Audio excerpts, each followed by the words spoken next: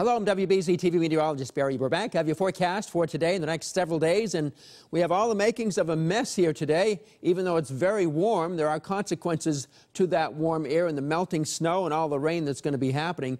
And also trapped within that snow and ice pack that we have is 1 to 2 inches of equivalent water in there, and you add on to the 1 to up to 2 inches of rain which may fall during the day, and that's going to cause some road and urban flooding for sure. Maybe stream flooding and some small river flooding can't be ruled out either, as we're going to have a large temperature swing in the next 24 hours. We've gone way up in the 50s. By morning, we're going to be down in the upper 20s with more ice scattered around the region.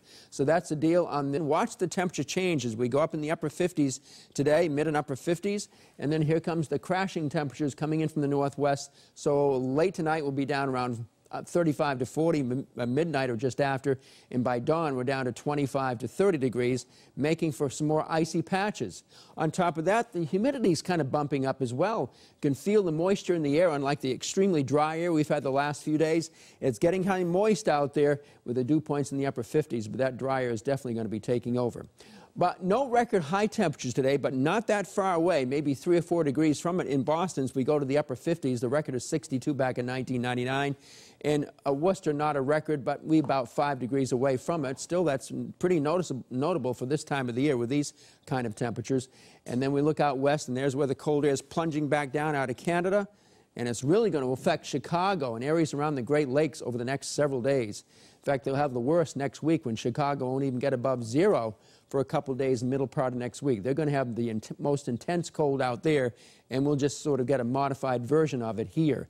But we'll get rid of the rain band today, and then it's just quiet sailing here for a few days right on through the weekend. But notice how the rain gets heavier and heavier this afternoon, and the final string of downpours douses the area late this afternoon with maybe a little thunder and lightning in spots and some of the strongest winds, especially near the coast, up to 60 miles an hour or so. It clears out tonight.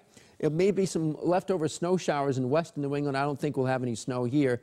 By morning, it's all cleared up 25 to 30 degrees. So flooding rainfall is high impact. Damaging winds, some to high impact, depending on where you are. Southeast Mass, it may be high impact down there. Some scattered power outages can't be ruled out in this situation as we get the 1 to 2 inches of rain.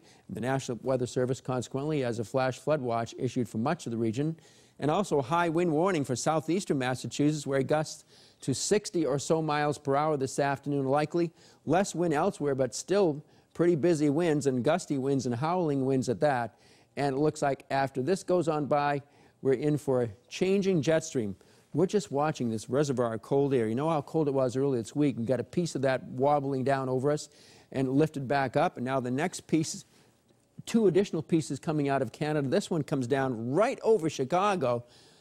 Oh my goodness, it's really going to be intense there, with the highs only around 5 below 0 the middle part of next week, and lows close to 20 below 0. But that's not here. We'll have it rather quiet and peaceful through the weekend, and then our next storm of snow or snow changing to rain doesn't look major at this point, but we'll watch it. That'll happen on Tuesday. Have a nice day.